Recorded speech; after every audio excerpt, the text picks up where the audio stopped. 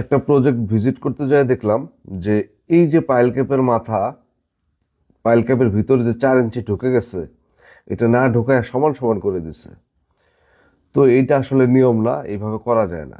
আমি গতকাল একটা ভিডিও করছিলাম যেখানে বলছি যে এই যে পাইল ক্যাপের পাশের ব্রিক ওয়াল দিয়ে যে আমরা শাটার করছি, এখান থেকে 3 ইঞ্চি ক্লিয়ার কাভার রড থেকে, এবং এই নিচের দিকে কেন 5 ইঞ্চি ক্লিয়ার কাভার।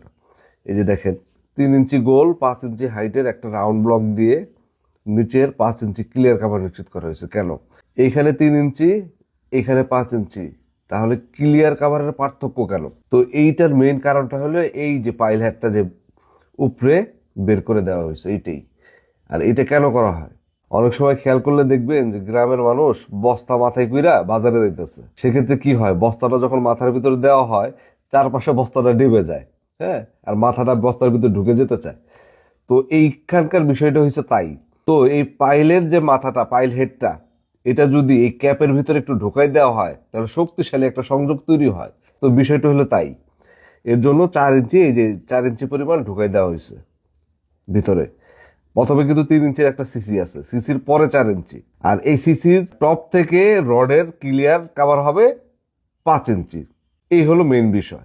তো লাস্ট ভিডিওতে অনেকে আসলে কমেন্টস করছেন, দু একজন খুব ভালো করেই উত্তর দিয়েছেন, এটা খুব ভালো লাগছে। আর আপনারা যদি কমেন্টসের মাধ্যমে আলোচনা করেন সেক্ষেত্রে আমরাও জানতে পারি, আরো কিছু মানুষ জানতে পারে। কারণ এই ভুলগুলো কমন ভুল হয়, বুঝছেন? তো এইটা না হওয়াটাই ভালো। ভিডিওটা যদি ভালো লাগে অবশ্যই লাইক, শেয়ার এবং কমেন্টসের মাধ্যমে আপনি আপনার গুরুত্বপূর্ণ মতামত জানাবেন। ধন্যবাদ।